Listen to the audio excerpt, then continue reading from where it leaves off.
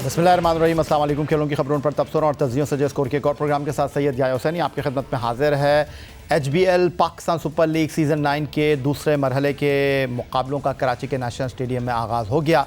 Karachi Kings अपने home ground पर धाक बिठाने में नाकाम रहा और इस्लामाबाद यूनाइटेड ने मैदान मार लिया। इस्लामाबाद यूनाइटेड के कप्तान ऑलराउंडर शादाब खान ने पिच की सूरत हाल को मद्देनज़र रखते हुए टॉस जीतकर फील्डिंग का इंतखाब किया। शादाब खान ने इमाद वसीम से अटैक कराया और अपने बॉलिंग कॉम्बिनेशन की वजह से वो इसमें कामयाब भी रहे।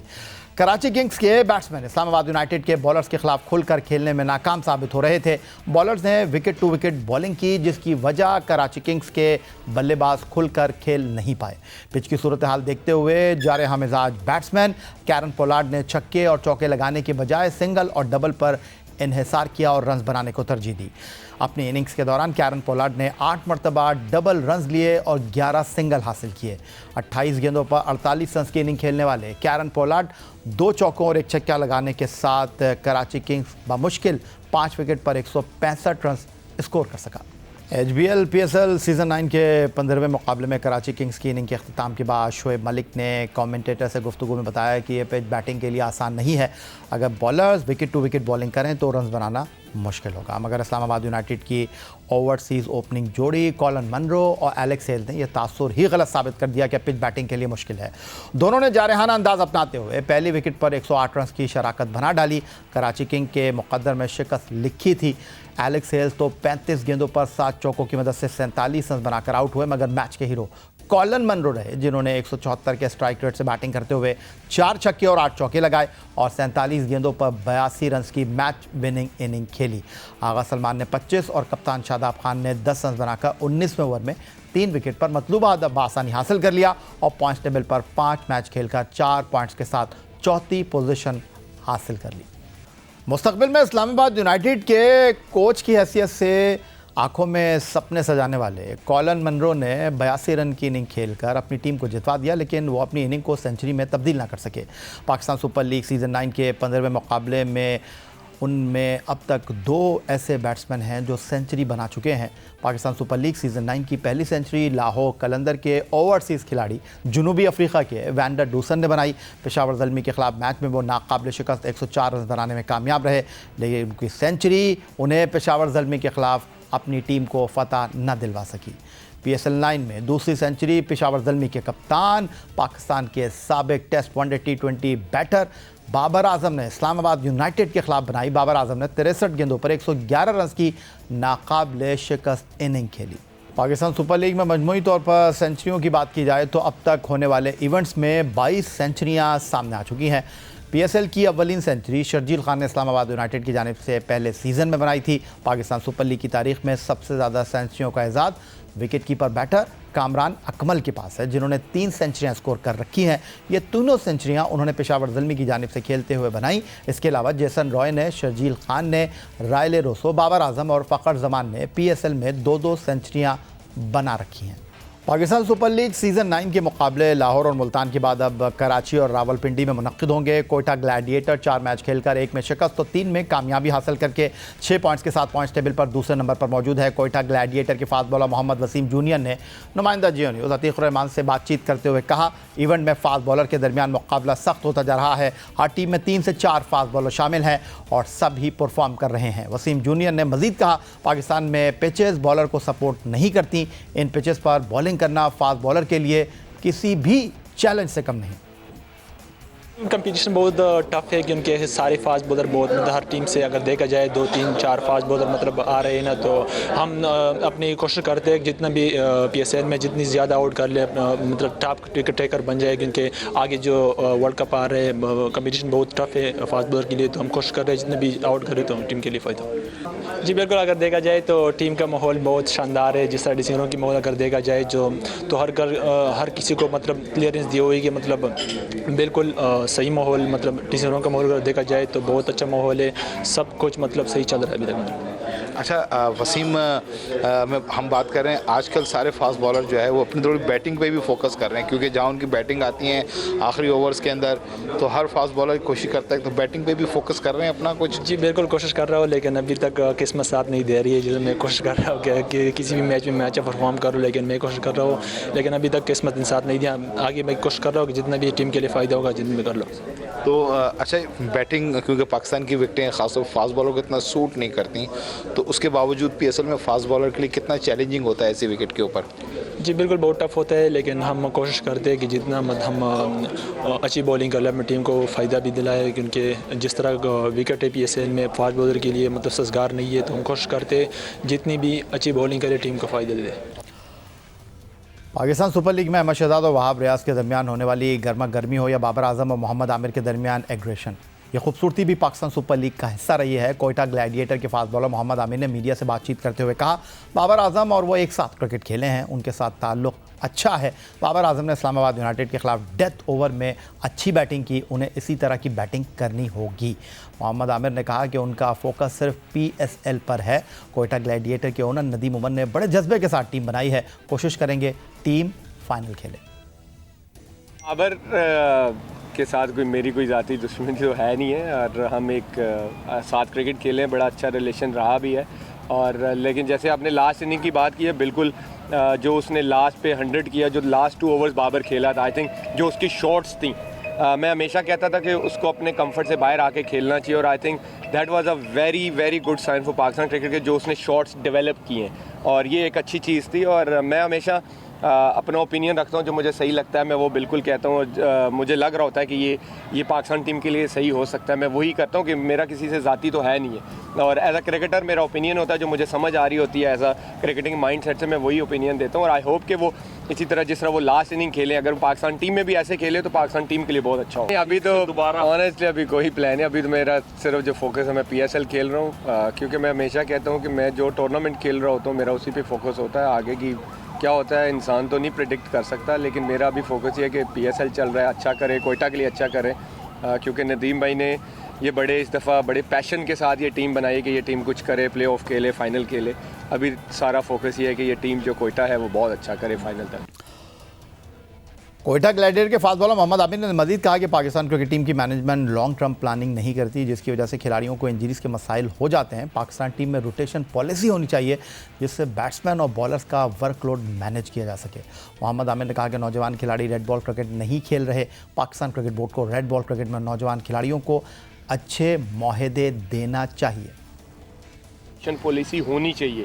आपने देखा होगा अब आपके मेन बॉलर्स वर्ल्ड कप से पहले कितने इंजर्ड हुए थे, वो इसीलिए हुए थे क्योंकि अब वो कंसिस्टेंट क्रिकेट खेलते गए। कई दफ़ा यंग लड़के होते हैं उनको समझ नहीं आती, लेकिन जो बड़े होते हैं उनका काम होता है कि हमने इनको मैनेज कैसे करना है। कई दफ़ा लोग क्या करते हैं कि बस ठीक है मैं कोच हूँ, मेरी कोचिंग में बस ये मुझे बेस्ट टीम चाहिए, यही खेलते रहे। वो लॉन्गर टर्म्स का नहीं सोचते, वो सीरीज़ का सोचते हैं, जो गलत है, क्योंकि fast bowling it's not a easy job.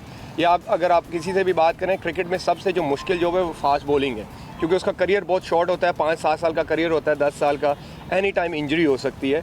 तो बिल्कुल ये आई थिंक बड़ों का काम होता है कि प्लेयर्स को कैसे मैनेज करना है, कैसे लेके चलना है, वरना जो आपको इंजरीज अभी नज़र आ रही हैं ऐसे ही नज़र आती रहेगी। मैं हमेशा कहता हूँ कि जो हमारा सिलेक्शन का क्राइटेरिया वो सिर्फ PSL नहीं होना चाहिए, वो डोमेस्टिक क्रिकेट होना चाहिए, क्योंकि आजकल के यंग लड़के अगर 4 डे क्रिकेट नहीं खेलेंगे, मेरा और कुछ लड़के हैं जो पाकिस्तान टीम में आए, नसीम वगैरह हो गए, हम वो लड़के हैं जो प्रॉपर एक फ़र्स्ट क्लास के सिस्टम से आए थे, अभी मतलब PSL के किसी एक स्पेल या एक इनिंग पे नहीं आए थे। जब तक ये यंग बच्चे 4 डे क्रिकेट नहीं खेलेंगे, लंबे स्पेल्स नहीं करेंगे, तो उनकी बॉडी रेडी नहीं होगी। जहाँ भी वो एक्स्ट्रा जोर लगाएंगे तो वो इंजरी की प्रॉब्लम्स आएंगी। इसमें PCB को जो है ना इन्वेस्टमेंट करनी पड़ेगी। आप देखिए, आप जितना अच्छा कॉन्ट्रैक्ट देंगे डोमेस्टिक क्रिकेटर्स को, 4 डे क्रिकेट में आप पैसा लेके आएंगे तो लोगों की जो प्रायोरिटी है वो 4 डे क्रिकेट की तरफ आएगी। Why not? क्योंकि आप देखिए ये एक फैक्ट है, लोगों को पता नहीं अच्छा लगे बुरा लगे कि जो हमारे कंट्री के हालात हैं, तो हर बच्चे को क्रिकेट खेलने के लिए पैसे तो चाहिए ना, उसको अपने ऊपर इन्वेस्ट करना है। अगर उसने अपनी फिटनेस पे काम करना है, उसने ट्रेनर्स रखने हैं, उसने अपनी डाइट सही रखनी है, तो उसको पैसे तो चाहिए ना, वो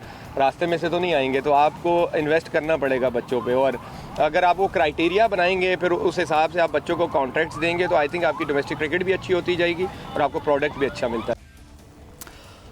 ये थे test fast bowler Mohammad Amir, जो पाकिस्तान सुपर लीग के इब्तदाई 8 सीज़न कराची किंग्स के लिए खेले और पहली मरतबा इस बार पाकिस्तान सुपर लीग सीज़न 9 2024 में कोयटा ग्लैडिएटर के लिए एक्शन में है। मिलते हैं एक ब्रेक के बाद। पाकिस्तान सुपर लीग सीज़न 9 2024 के दूसरे मरहले के मुकाबले National Bank cricket arena Karachi में शुरू हो गए हैं। लाहौर के कदाफ़ी स्टेडियम में खेले जाने वाले आखिरी मैच में तमाशाइयों की एक बड़ी तादाद मौजूद थी, लेकिन नेशनल स्टेडियम कराची में PSL 9 के पहले मैच में कराची और इस्लामाबाद के मुकाबले को देखने के लिए तमाशाइयों की तादाद ना होने के बराबर रही। 34,000 से ज़्यादा तमाशाइयों की गुंजाइश वाले स्टेडियम में कराची किंग्स और इस्लामाबाद यूनाइटेड का मैच देखने के लिए सिर्फ 2 से 2,500 शायकीन क्रिकेट ही मौजूद थे। मीडिया रिपोर्ट के मुताबिक तमाशाइयों के मुकाबले में सिक्योरिटी पर तैनात पुलिस एहलकारों की तादाद ज़्यादा थी। कराची किंग होम ग्राउंड पर अपना दूसरा मैच कोयटा ग्लैडिएटर से खेलेगी। कोयटा ग्लैडिएटर भी ज़्यादातर खिलाड़ियों के साथ कराची ही की ताल्लुक़ रखने वाली टीम है।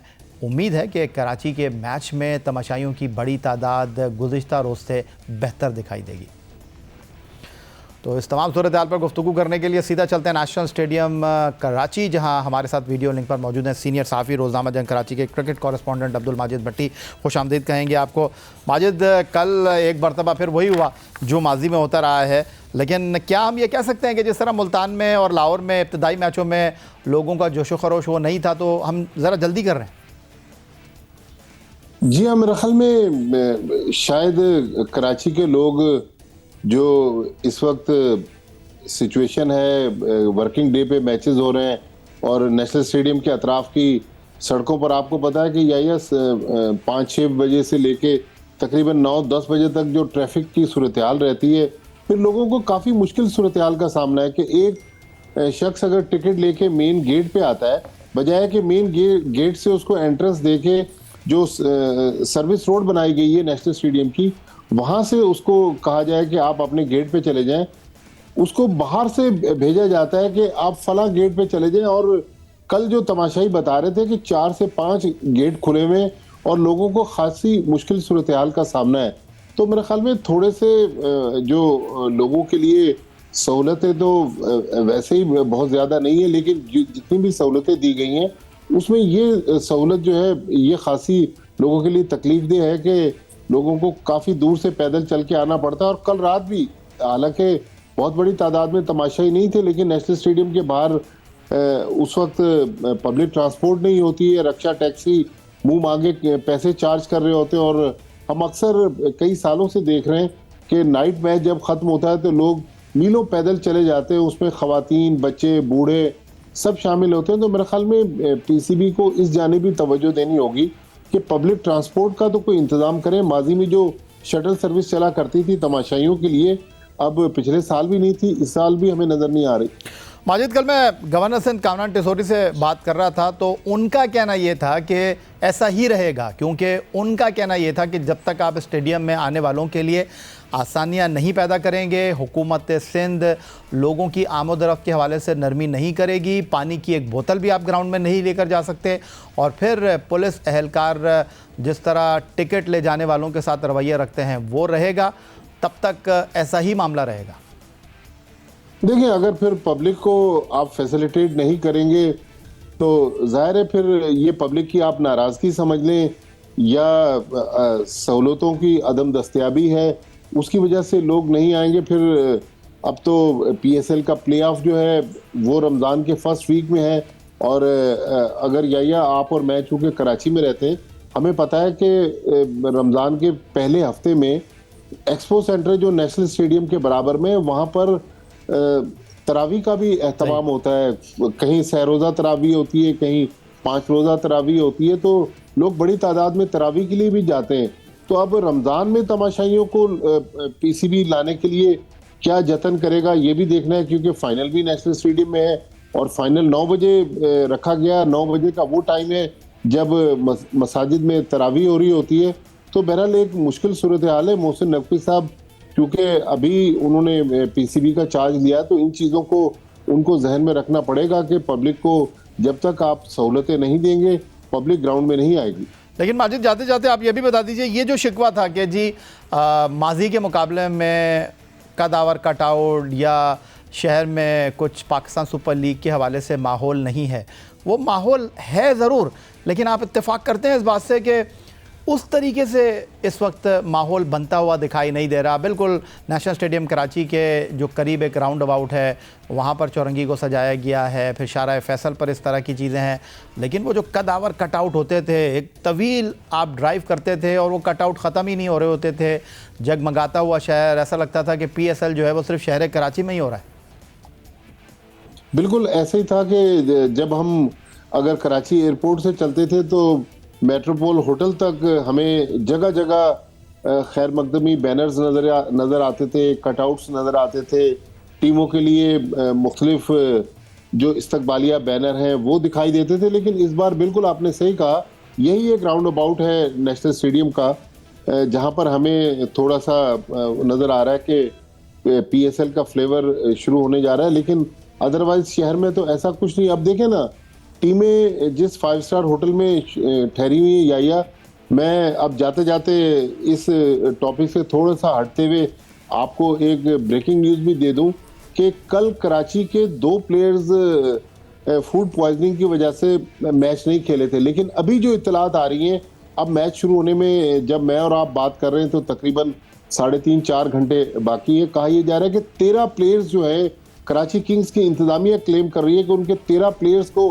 फूड पॉइजनिंग हो गई है क्वेटा ग्लैडिएटर्स के मैच से पहले। तो ये भी एक PCB के लिए मसला है कि इतनी बड़ी तादाद में अगर प्लेयर्स बीमार हो जाएंगे तो फिर 11 किस तरह कराची किंग्स की मैदान में उतरेगी। उसमें कल भी फॉरेन प्लेयर्स जो दोनों बीमार हुए थे वो फॉरेन प्लेयर्स भी थे, और अब ये बताया जा रहा है कि उसमें लोकल प्लेयर्स भी शामिल हो गए। तो ये टूर्नामेंट को एक और धचका लगा है कि जिस जगह इनको खाना सप्लाई किया जा रहा है, जिस होटल में ये खाना खा रहे हैं, क्या वहाँ खाने की क्वालिटी चेक की गई है कि इस क्वालिटी का खाना कि इतनी बड़ी तादाद में लोग फूड पॉइजनिंग का शिकार हुए। तो जाते जाते ये भी बता दें मुख्तसरन माजिद भट्टी साहब कि जिस होटल की आप बात कर रहे हैं उसका जो खाना है वो तो ग्राउंड में भी आता है, कमेंटेटर्स के लिए, कुछ मीडिया पर्सनस के लिए, वो तो खैरियत से है ना? देखिए, उनके बारे में तो अभी कोई इतला नहीं है, लेकिन आपको पता है कि जो प्रिंट और इलेक्ट्रॉनिक मीडिया का प्रेस बॉक्स है वहाँ तो पकवान हाउस का खाना आता है, 5 स्टार होटल का खाना नहीं आता। अब 5 स्टार होटल वालों के ये हालात हैं तो आप अंदाज़ा लगा लें कि हमें जो खाना मिलता होगा उसकी क्या सूरत हाल है। लेकिन 13 प्लेयर्स का इस तरह बीमार हो जाना, ये मेरा ख्याल टूर्नामेंट के लिए एक और धचका है। और आपको पता है कि फॉरेन प्लेयर्स ने अभी IPL में भी जाना है, तो वो खतरा मोल नहीं लेंगे कि इस तरह बीमार होकर भारत जाएं और उनके वो कॉन्ट्रैक्ट भी ख़त्म हो जाए। बहुत शुक्रिया। अब्दुल माजिद भट्टी हमारे साथ मौजूद थे नेशनल स्टेडियम कराची से। पाकिस्तान सुपर लीग सीज़न 9 2024 के हवाले से गुफ्तगू कर रहे थे कराची के स्टेडियम में कम अटेंडेंस के हवाले से। यही आज का हमारा प्रोग्राम था। ट्विटर पर आप हमें फॉलो कर सकते हैं, अपनी राय का इजहार कर सकते हैं score@jio.tv पर। दुआ है उम्मीद इस तवक्को के साथ कि पाकिस्तान में खेल और खिलाड़ी तरक्की करते रहें। सैयद याहिया हुसैनी को स्कोर की पूरी टीम के साथ अगले प्रोग्राम तक के लिए इजाज़त दीजिए। अल्लाह हाफ़िज़।